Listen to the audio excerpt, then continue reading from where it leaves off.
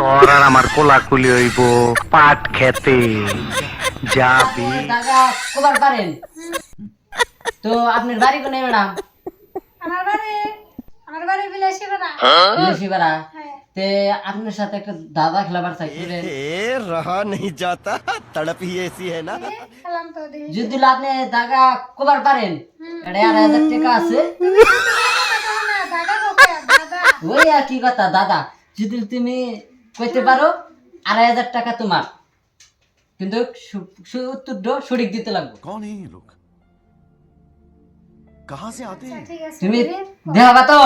ঠিক আছে দেখি। তাহলে কও 42 টাকার মধ্যে 2 টাকা বাদ দিলি কত থাকে? 43 টাকা থাকে। আর ফেরান আর একবার চেষ্টা করো অনাইডে।